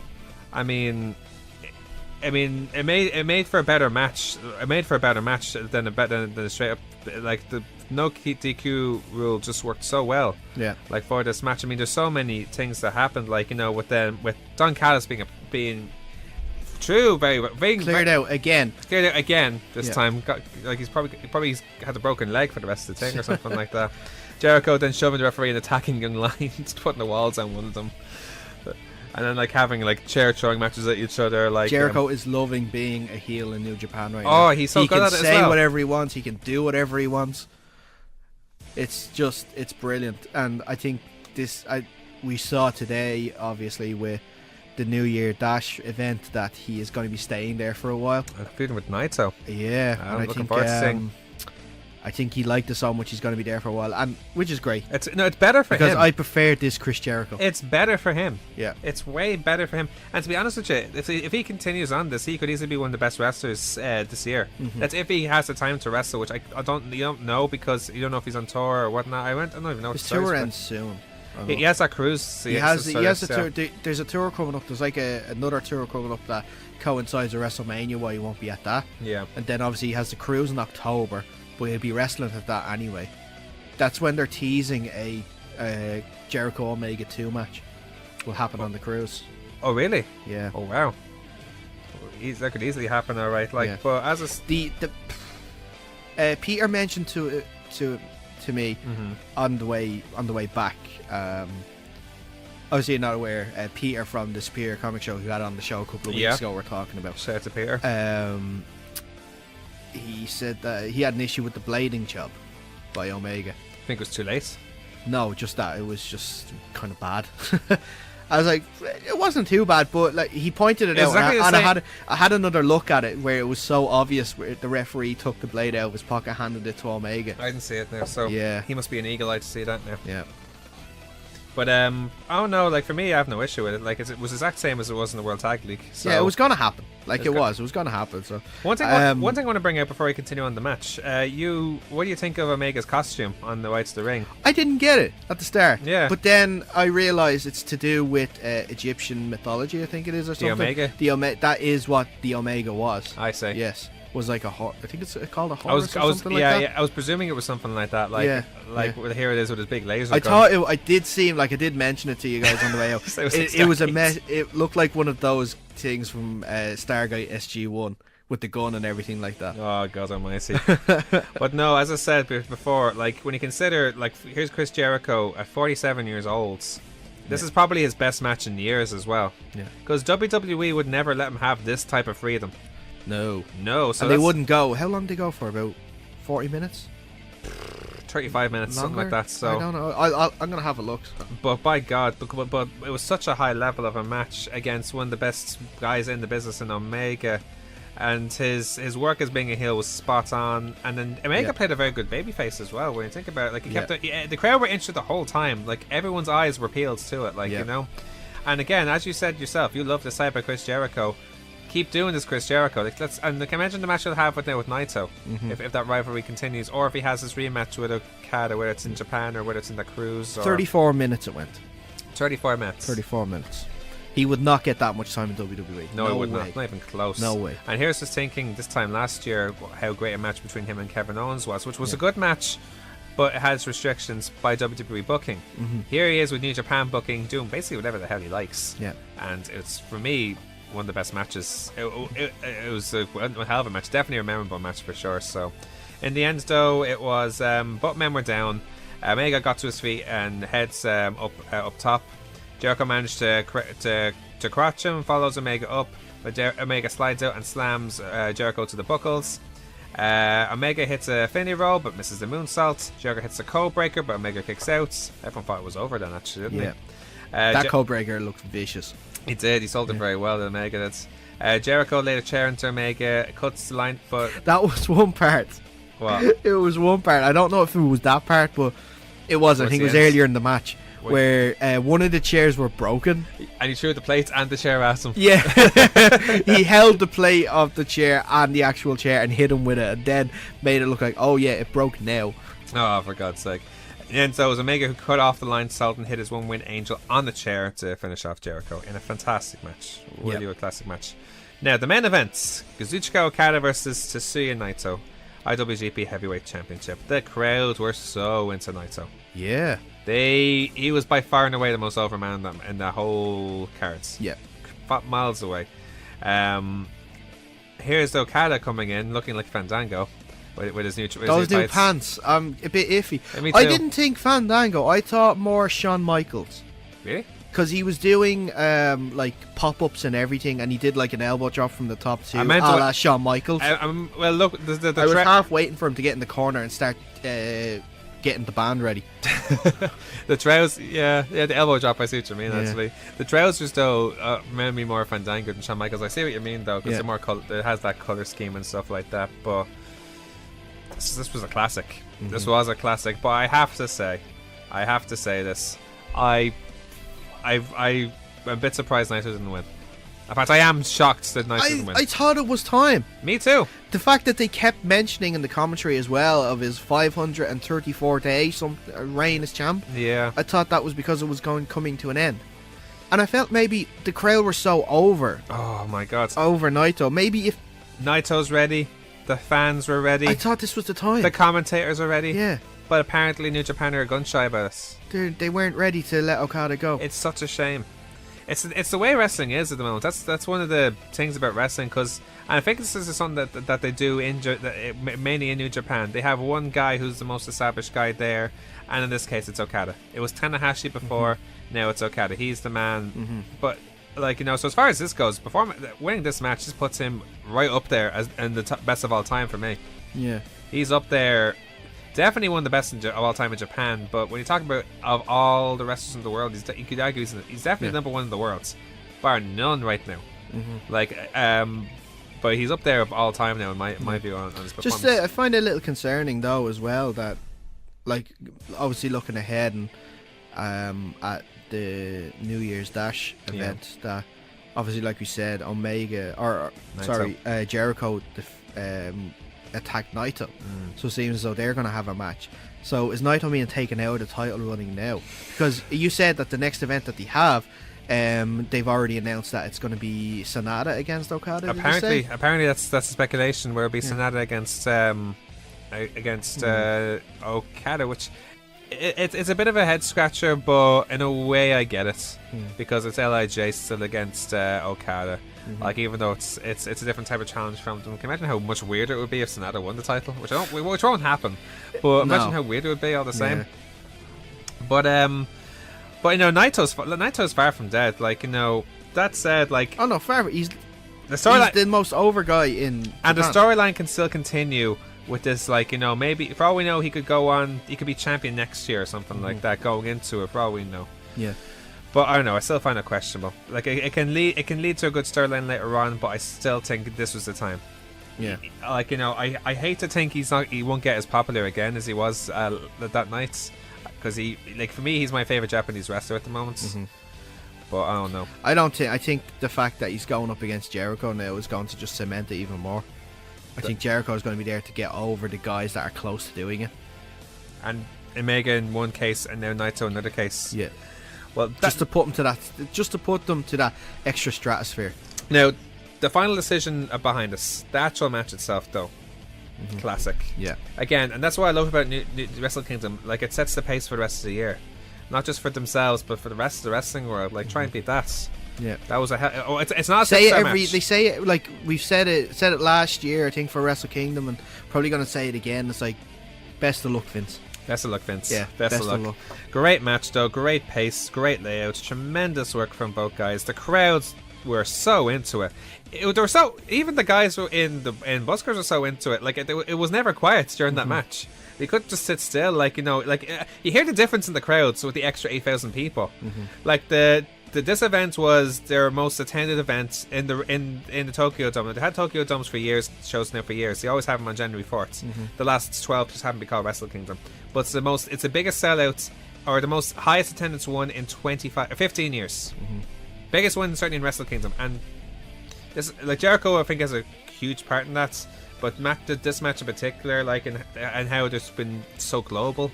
Like, a lot of them, like, were from all over the world. Like, yeah. Rick was there, like, as well. Like, coming from probably some came from Ireland, like, so. Yeah. But no, it was a tremendous home stretch as well. And as I said, although I don't agree with the decision, as a main event, it's like the spot on main event. Perfect main event. I won't say it's good as Okada Omega last year. I won't call it a 6-star match, but by God, it's up there. We'll leave it at that, like, so. Oh, it's definitely a 5. Yeah. I give it a 5-star. Yeah. Possibly, yeah. It's going to be very hard to beat the Okada. So many good spots, though, as well. There was that. Remember that super reverse Rana from Naito? Yeah. There was that. There was Destinio when Okada still had the Cobra clutch on him a few times. He had a very good fun with that, actually, as well. Yeah. And then, of course, the best drop kick in the world. Oh, by far and away. There's no better drop kick. Yeah. It ends in the with Naito firing up, picking up Okada, eats uppercuts by Okada. Naito cuts him off with an Insiguri. Okada finally hits his drop kick, and he then looks angry, connects with his tombstone. Okada then rolls Naito, but counters the Rainmaker into a Destinio. He tries for a second one, but it turns into a second. But Okada reverses it into a jumping tombstone and then finishes him off with the Rainmaker for for the finish. And obviously now we have some idea what happens now in New Year's Dash, which now could lead to the next bunch. We don't have to follow ahead. We have an idea what happens earlier on. Actually, you mentioned during the event that reminded me that the 6-man tag titles changed hands again today. No way. Went back to the Bullet Club. Oh, no way. Yeah. Went back to the Bullet Club. Obviously, then we saw, like we've been mentioning throughout our review, Kenny and Cody are looking at having a little bit of a fight. Interesting thing was, though, the Bucks weren't involved at all. It was Chase Owens and who else? Someone Page. What? Hangman Page. No, Hangman Page wasn't there. Takahashi. Takahashi was there, but there was someone else holding him up. Oh, they weren't in the mat. They were holding up Ibushi to try and go after. Like, are we looking at a break off factions of the Bullet Club? That's what I'm thinking. So I mean, like separate factions. We're going to see a Bullet Club Wolfpack. Maybe something like that. Maybe. So that's similar happened with the NWO, where they divided, and eventually there was like Kenny and the Bucks go one side and then deletes, and then the rest of the Bullet Club. Well, there's been a bit of friction with that during the year, especially during the G1. It's been going on, especially with Tama Tonga as well. Yeah, we saw that during the G1 where he eventually they made up, but there was a bit of there was something there, like apparently now matches that could be set up like over the next while now, like Suzuki could be challenging Tanahashi for the IC title now, which would be interesting. Roppongi Vice and Young Bucks look to be going for the tag titles again. That was such a good match, and I think I like to see that match in a more spread out layout now, like where there's more space. Yeah, I don't think there is no other teams though there. To be honest, is there? Let me see. I actually can't think of any teams. You could probably team up the guys in Suzuki Gun. Who? You could probably get Zack Sabre Jr. and Bushi or El Desperado. I was thinking Taichi and El Desperado maybe. Zack Sabre Jr. is too good. So put him for Taichi, it wouldn't be able to. Really? He wouldn't make the weight. Taichi, no, he's a junior heavyweight. Is he? Yeah, he's a junior heavyweight. He was in the Best of Super Juniors. I thought he was in the G1. He was the last guy he was the guy who Jushin Liger beat in his last match. Do you remember that? Am I thinking of the right Taichi here? The guy with the mask who sings karaoke into the microphone. I thought he was in the G1. No, he wasn't. No, Zack Sabre Jr. was in the G1. And Keimaru. Taichi was in the Best of Super Juniors. Okay. With Keimaru and El Desperado. Okay. And then Zack Sabre Jr. was in the J1. The okay. G1. Keep calling it the J1. J1. Yeah. You're not going to America for the summer, no, right? You're so not. Stop calling that. Even though I'm a student. Obviously, you mentioned Okada and Cody Rhodes could be having some sort of tension now, but Jay White's involved now as well. Apparently, Omega offered Jay White to be involved in the Bullet Club. Yes. And was refused. He asked him, and he put the T-shirt on and said no. And it looks like it's going to be Jay White and Omega for the US title. Yeah, and it could be interesting now. So there's going to be starting New Japan this Fanatica tour, which with the MCLL, and the next major events will be New Beginning in Sapporo on January 22nd and 28th, and then New Beginning in Osaka on February 10th. So a lot to look forward to already. So that'd be cool because they usually spread out the title matches a lot more. Like they have everything on the big on the Wrestle Kingdom. It's not like a WWE style where they have a pay-per-view every month. Exactly. Yeah. They'll only have they'll have they'll spread it out a lot more. So they'll probably have the IC title. They'll probably have Suzuki and Tanahashi as one main event. They'll probably have Sonata and Okada, which could be another match as another main event, and or even Takahashi and Ospreay, which also could be a possible match as another main event. Who knows? So definitely a lot to look forward to for sure. But anyway, that was a really long review from New Japan. So when we return, we will continue on with WWE Raw right after this short break. You're listening to the Electronic Media Collective Podcast Network. Yeah, it's a mouthful. For more great shows, visit electronicmediacollective.com. In the future, roving bands of comic book podcasts will savage the wasteland, once known as the Internet. One podcast, the Grawlix Podcast, may not be the biggest, may not be the funniest, may not be the most well-spoken. Wait, what was my point again? Oh yes, the Grawlix Podcast. Listen to it at grawlixpodcast.com. That's GRAWLIX podcast.com. We're back here on 90.3 in your FM with the Kickouts, your weekly pro wrestling guides. Now let's continue our results of the week with WWE Raw. Welcome to Monday Night Raw. It started anyway with Kurt Angle, obviously pointing out, as you would, like it's been a great 2017. 2018 will be better. He's hyping Raw 25, and as we mentioned in the news, he mentioned the details of the Women's Rumble, like it being the same rules as the Men's Rumble essentially, and expects Raw to win both matches, but was interrupted by Cesaro and Sheamus, who claimed that their tag titles were robbed, especially when Angle gifted Jordan a title match. She didn't appreciate Angle celebrating with the title last week. They demand a rematch, but Angle says he'll get it when he says so. Jordan arrives saying that he deserved the shot, but proves it when he won the titles. But he said that he got the shot due to his track record and threatened to send Cesaro back to the dentist. Therefore, Angle booked Jordan versus Cesaro. Then Seth Rollins arrived, saying that Jordan needs to learn about teamwork because he came out alone. Rollins is here to back him up and tells Jordan not to be so self-absorbed. The crowd chant "Daddy's boy" to Jordan. Rollins says he's here to watch Jordan lose. Cesaro attacks Jordan, sending him to the floor. Gets out of the match. The match ends itself with Cesaro taking out Jordan's knee. Sheamus gets a cheap shot in and Cesaro covers for two and goes into the crowd, but Jordan fights and mixes the rope. Rollins takes out Sheamus. Cesaro's distracted, and then Jordan hits his pop-up neck breaker for the win. Simple as that. Like, you think they're trying to see Jordan now as they're trying to see Jordan like pushing him more, like basically putting him over more now, because he was more underneath now all the results lately, or like John Cena and Roman Reigns, but now he's pushing a bit more. Like it's kind of like they're making him like the never say die face now, which I don't think is working though. All the same. Yeah, I don't think anything's working though, to be honest. Yeah. As like never say die, like no matter what, like they're basically booking him the opposite way he should be, like, or at least right now. If it leads to a heel turn eventually, which I only imagine will happen soon, but until then, it remains to be seen.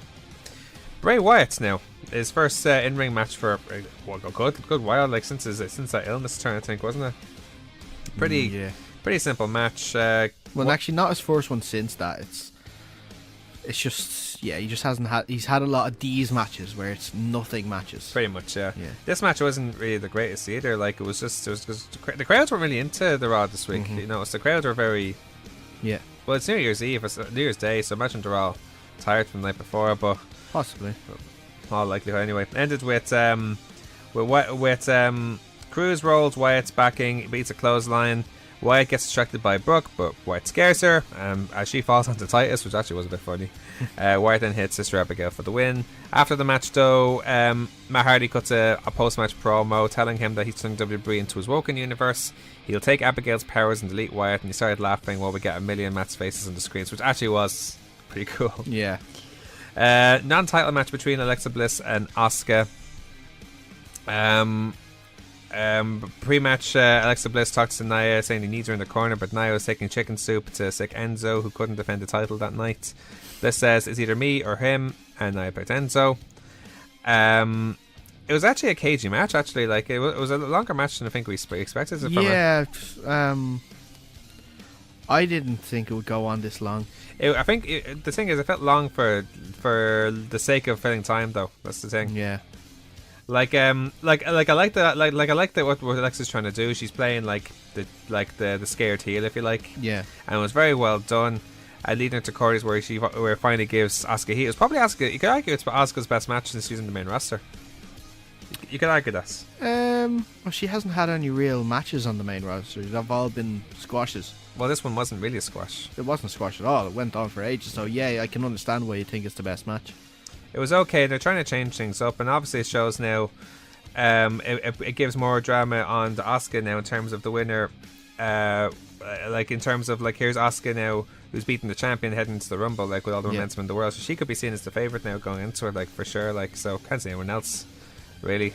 Like, the rumors are supposedly that they'll try and get her to win the title before the Rumble, so she won't be in it, which would be interesting. The only thing is, do you think it's a bit of a risk when champions lose on title matches on TV? Or do you think they'll be relying a bit too much? They've done it a few times, especially with Jinder Mahal, I think, back a while ago. Mostly with Alexa Bliss. But, I don't know, like, is that, like, a bit weird? Like, or do you think they're relying on it too much? Like, because it gives people this guessing, he could lose in his pay-per-view, and ends up being, no, they end up winning.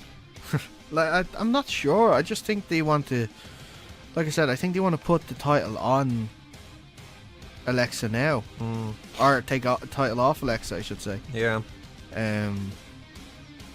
So she can. What was I gonna say? So Asuka can be the champ. I'm getting lost. I don't know what's wrong with me. We talked about Wrestle Kingdom. We're tired. I know. It's just like Raw. Wrestle Kingdom, please. Hey, we should have made this first, but never mind. Anyway, this. But no. Yeah. It is bad news for the champion to lose clean. Yeah. I think that's the important word. That she lost. I would not be surprised if they have a title match and Asuka takes the title off her. It should. And then Alexa will go into the Royal Rumble. Can you imagine how much the book and how much that would be slated? So, but like, would it be slated? I wouldn't think. Unless Asuka wins by disqualification. I don't think it would be slated because. See, this is different. Clean, sure. This is different to any other sort of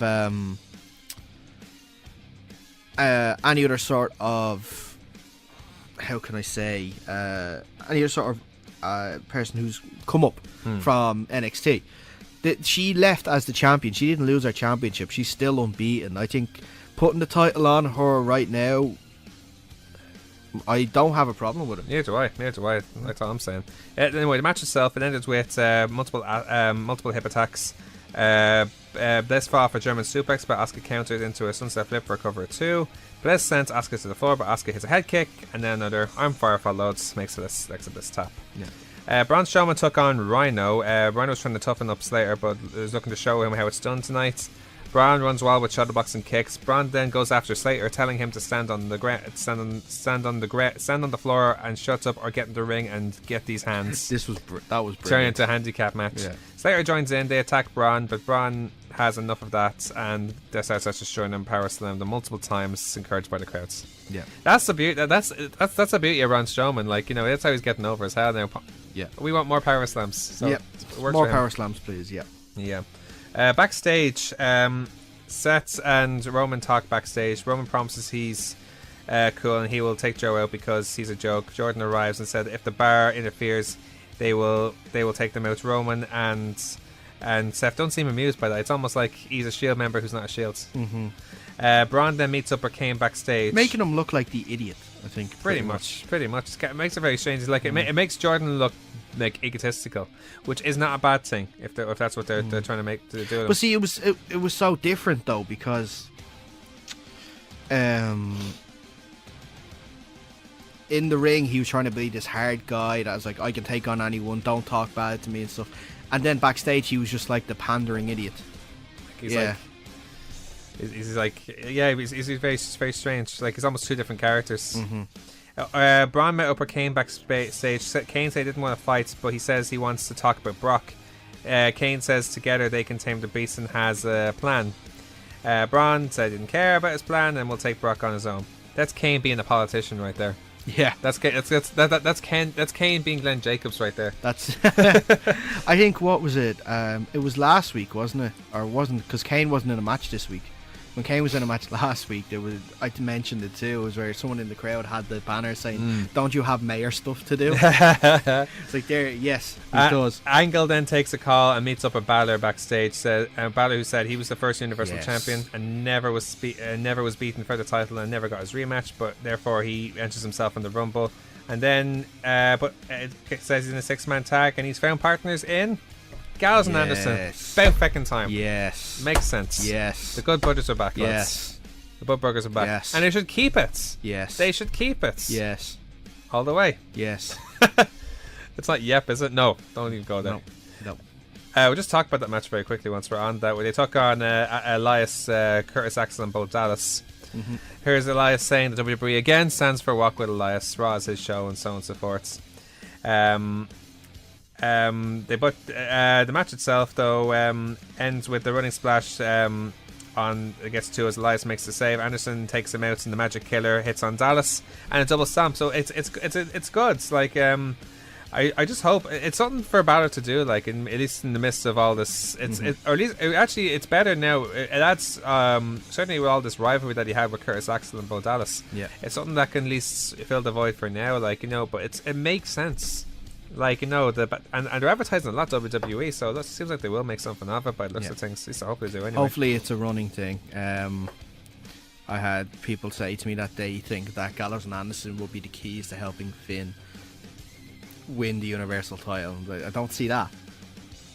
Well, certainly, if you look back to when he was in Japan, like his association or when he started the Bullet Club really pushed him up to that main event status, like So maybe it was one of these things that I'm not saying that he needs it. It's just something that could help. Like it could help, yeah, but that would require Finn turning heel, and I don't think they'll turn Finn heel. I wouldn't mind if he turned heel, actually. I wouldn't mind. I just don't see WWE doing it. We'll see.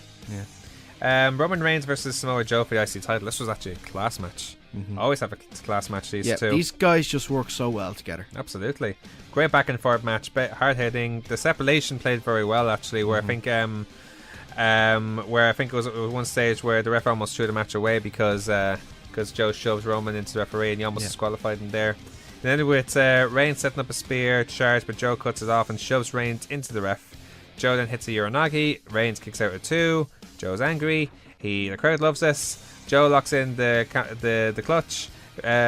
Reigns rolls out and hits a spear and it's a good match. And again, I can't see why Roman is still getting all this. Like we said it so many times, Dave. I know he's an excellent wrestler. Excellent wrestler, fantastic wrestler. It's just the booking people have a problem with. I don't see what the issue with the booking is anymore, though. That's the problem. Yeah, I know. He's the best guy for a reason. Like you may think because it was early enough that it was given to him, but he's earned it. As far as I can say. That's just my opinion, anyway. Now, Cedric Alexander and Goldust teamed up against Drew Gulak and Arya Daivari. This is a bit of an interesting one now. So, Goldust now joined the Cruiserweights, and not for the last time. Eventually being 205 later on. In the end of the match, though, it was Goldust who got on top. It hit a high cross on both Daivari and Gulak. Alexander in with a clothesline to both. Daivari taken down and lumbar check for the finish. So that's like an extra factor to 205 in the way with the addition of Goldust. Yeah. Even though he's actually not a cruiserweight, but still, like in a way, it works. Short-term booking best, maybe. Yes. Yeah. Extreme short term. Yeah. They just need something to keep it going till Enzo's okay. Pretty much. Yeah. And then Paul Heyman introduces himself, saying that WWE continued to set the cards against Lesnar, making him defend against multiple challengers instead of one man. But once again, he has multiple opponents at the Rumble.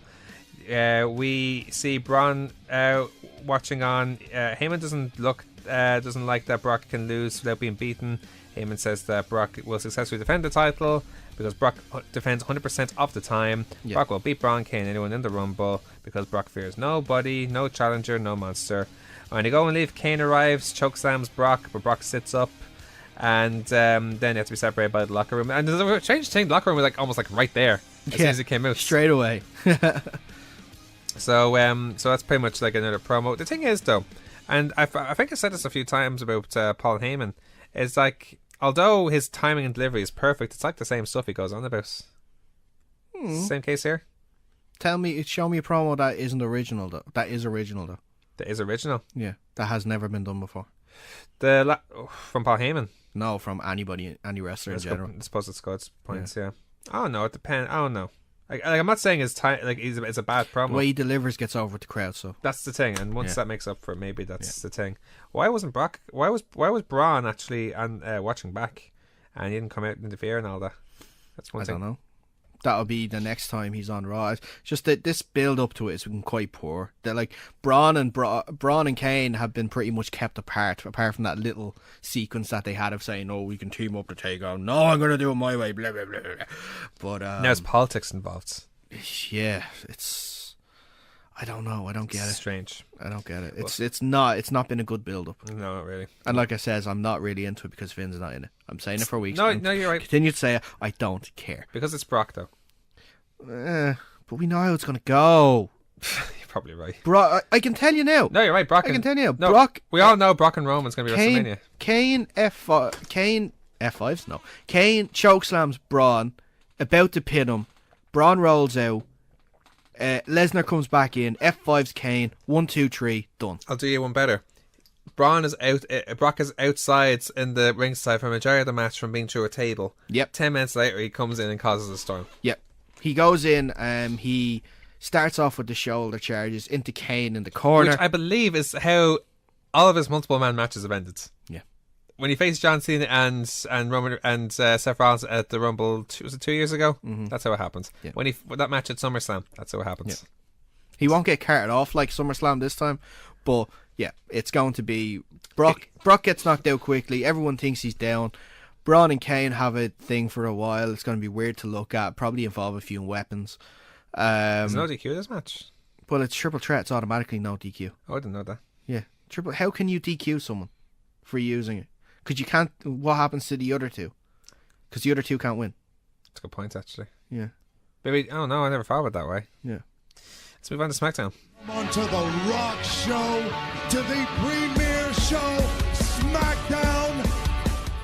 It started with AJ Styles kicking off the show, hyping SmackDown, saying it's the place that AJ built. And he talked about the week before, where Shane McMahon and Sami Zayn got involved in this match, and tonight he plans to beat Sami Zayn. He questions Kevin being at ringside, and then Daniel Bryan arrives, and so does Shane. Shane then arrives, shaking hands and being friendly, but says he had the best intentions last week when he tried to get Sami removed from ringside. He wants the one-on match to take place, and his presence may have contributed to Styles' loss, and he apologised for that. Mm-hmm. He then makes nice with Shane, as he knows Bryan thinks he has issues with Sami and Kevin, but Kevin says Bryan has something in common with them both. He questions Bryan allowing Sami to be at ringside last week. Is he turning the yes movement into the yep movement? He doesn't think Bryan will ban Kevin at ringside, and so he will be at ringside during the main event. Bryan says that's fine because Kevin will be at ringside tonight, and then he will be at ringside as well, which Styles wasn't one bit happy about, and it pretty much plays the angle towards the main event. No other way to it, really. It's like the Usos against Shelton Benjamin and Chad Gable. This is actually a terrific match, but very clever. But I wonder, was this accidental, by the way this was booked? No way. It's so no. Because it was almost the two non-legal people were involved in the first fall. Yeah, no, they knew. They knew. They definitely knew. What happened was Shelton Benjamin cut off Jay and slammed him into the barricade, and then cuts off Jimmy with a knee strike. Doomsday Powerbomb followed, and they have new champions. But wait! The challengers apparently pins the wrong Usos, and apparently I think it was Gable who was a legal man as opposed to Shelton Benjamin. Mm-hmm. A new ref is down. They had a discussion. They got a restart post break. Then and the Usos attack and got a brawl on the floor. Officially got back in the way. Jimmy working over Benjamin until Gable pulls him to the floor. Benjamin gets a roll up with the tights for 2, but follows up with a spine buster. Gable looks for the Doomsday Powerbomb again, but jumps into a super kick, and then the Usos lay Benjamin out with super kicks, followed by the top rope splash for the win. Mm-hmm. And I like it because it's not. It can be also used as an excuse for a hard heel turn for Benjamin and Gable, but not only that, it feels like they wanted to show that the challengers could win against the Usos, but not exactly pulling the trigger for a title shots. Yeah, it's clever in a sense. True. I think they'll continue this feud up to. It's a good feud, actually. Up to Royal Rumble, and they'll have to involve Rusev and English in it some way or another, because Rusev's so over. Oh, he's so over. Well, if he's so over, why don't you just push him in the Rumble more? I don't know. I'm just trying to think of a way to get them put into it, you know? Yeah, maybe.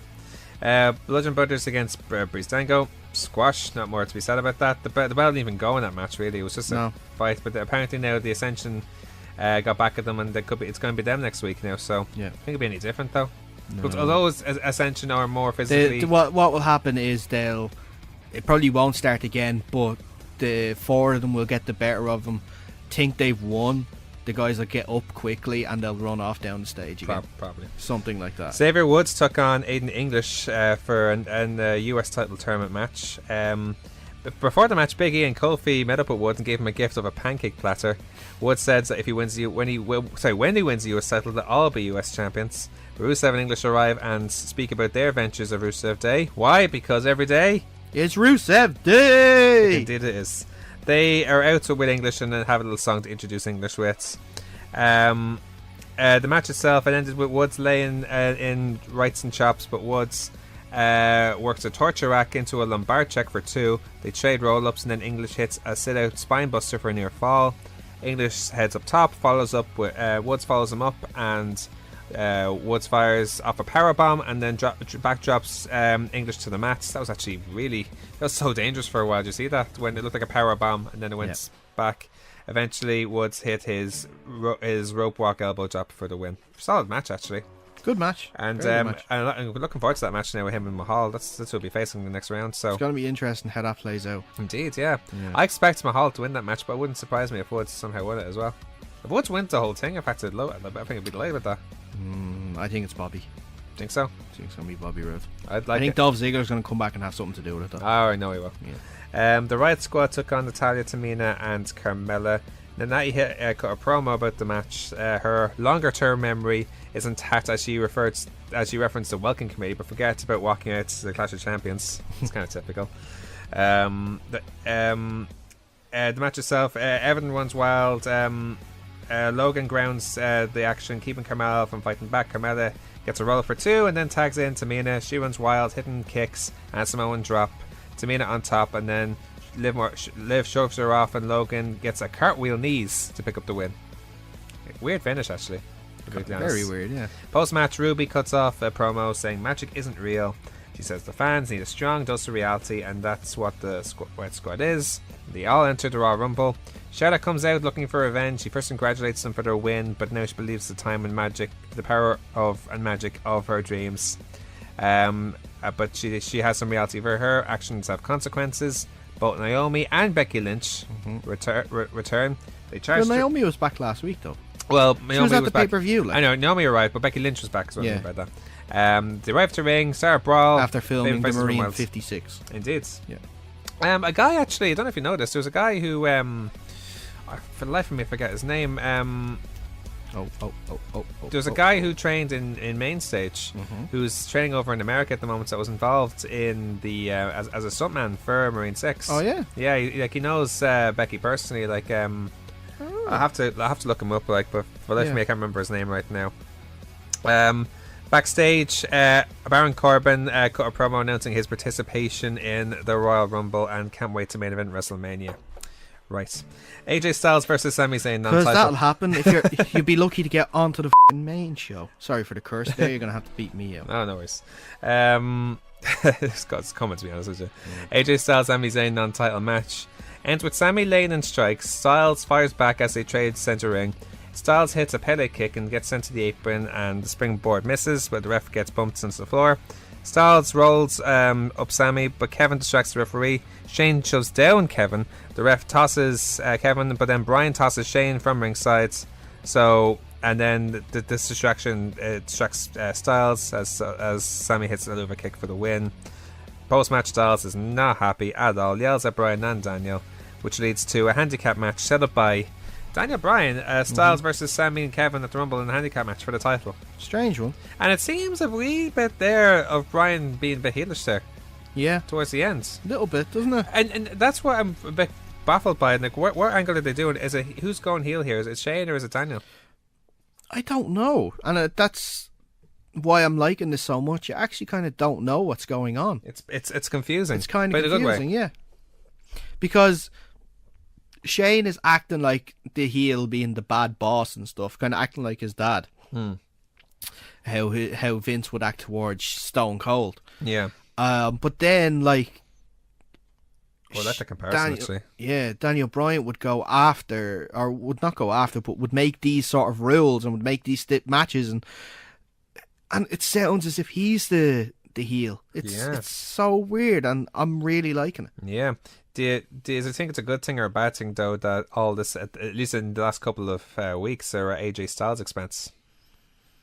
Or do you think it's a good way to do it? It's better. I think it's what they had to do, because it's better than having it just be Shane all the way. Yeah, you know. No, I agree with you there. Yeah. Now, very quickly, we'll just talk about 205 Live. There was no NXT this week. It was just like a best of 2017 special. So there's no point in going over that. They showed highlights of Drew McIntyre and Adam Cole, which was actually a dark match with Shawn Michaels as the referee. I didn't actually see it, but I only saw bits and pieces of it, so can't really go into that. But we'll talk about 205 very briefly. TJ Perkins made his return. His first match back in 3 months, taking on Akira Tozawa. Ends with them going back and forth. Tozawa hits a head kick, heads up to the top for a big senton, but TJP rolls to the apron, racks Tozawa's eyes, and slams into the post, hitting his Nation kick for the win. It's good to see him back, but again, the crowds were just gone by this stage, so no one really cared. That's the sad thing about it. Hideo Itami took on Jack Gallagher.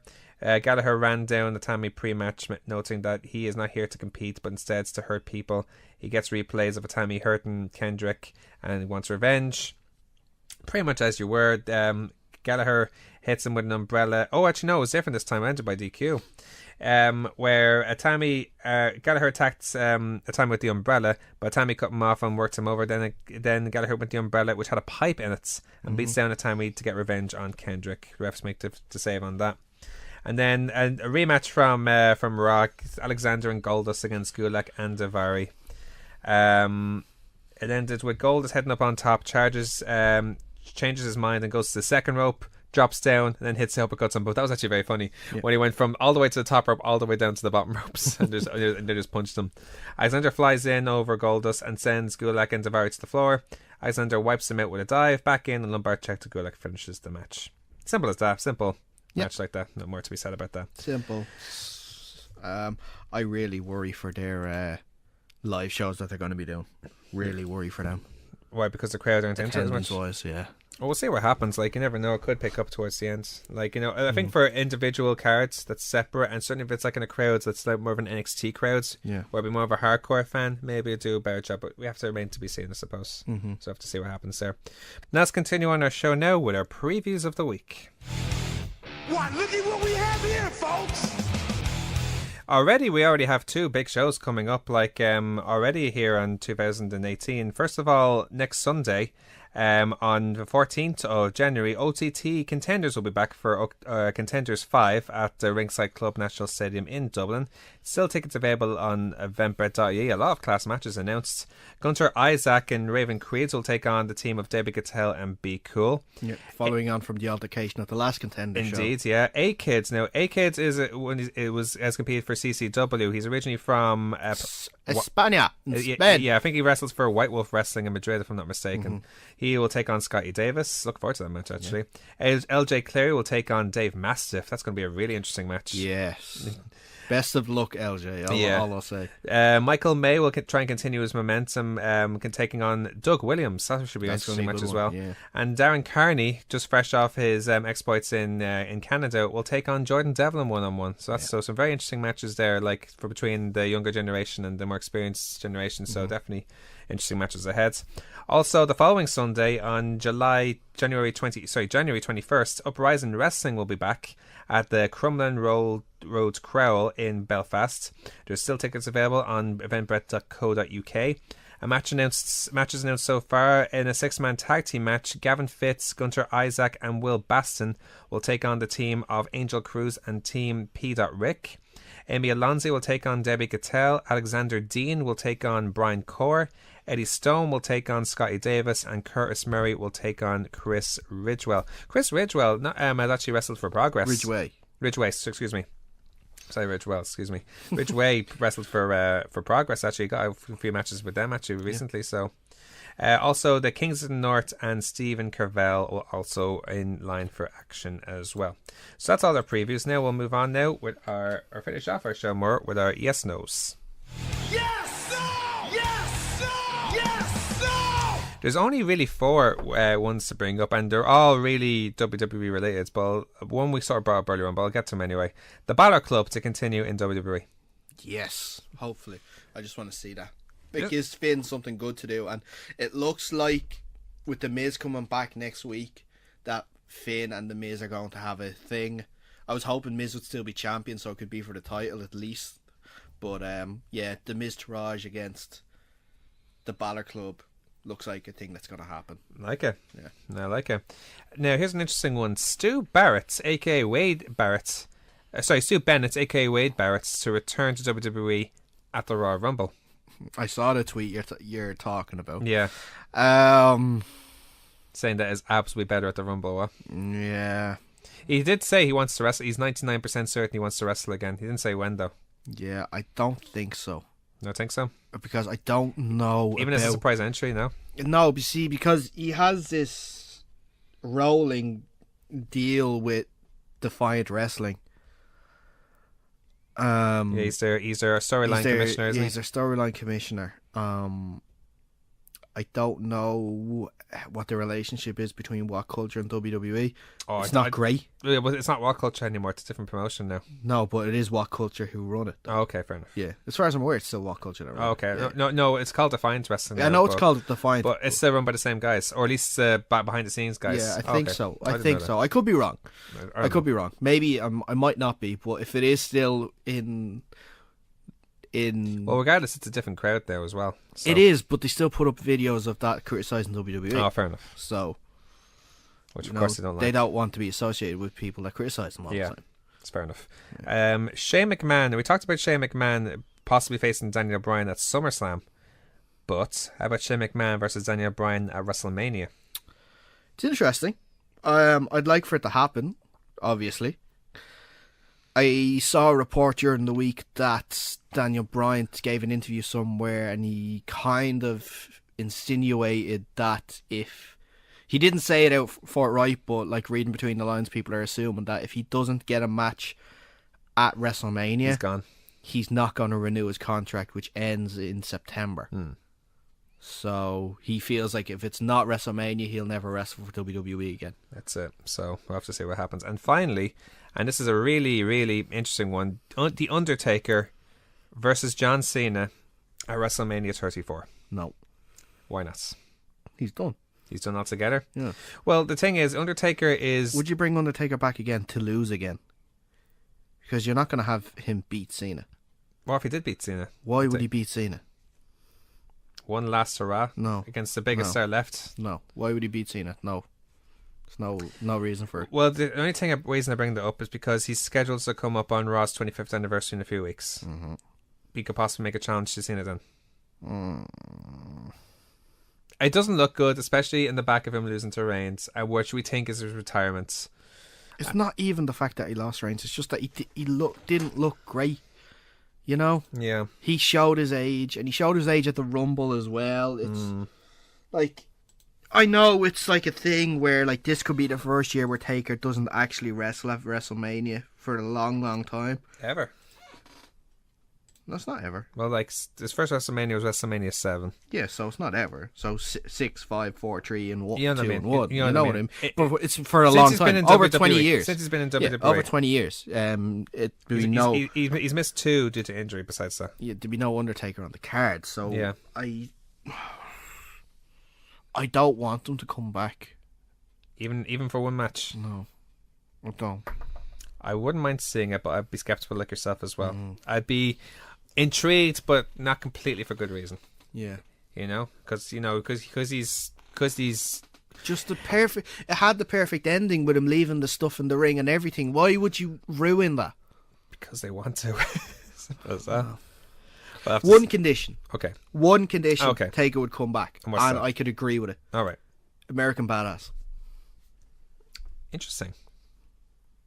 Because he can't be the Demon Undertaker because, like I said, he left his stuff in the ring signifying that he's done. Okay. And you know what's ironic about that? That's how he was supposed to go. American Badass? Yeah. He was many years ago when he was on that gimmick, and that's how he was supposed to go, but he ended up staying. Yeah. That was meant to be his like goodbye sort of thing, wasn't it? Yeah, but no. Yeah. So end up saying for how American many more years? Badass would be the only way I'd agree with it. Fair enough. Interesting way of looking at it, actually. But anyway, before we go, we just want to make a quick announcement. As soon as this show finishes now, that's it. Our poll is over now for the TKO Kickies. Now, we've had a pretty good response. Thank you everyone for voted so far. Or at this point now. But we'll be announcing the winners on our show next week now. So And it's pretty close, isn't it? I saw a few of the I've rewards. seen a few of the results that are pretty close. Closer than you may think. There's only a few points in it, especially now that we have the three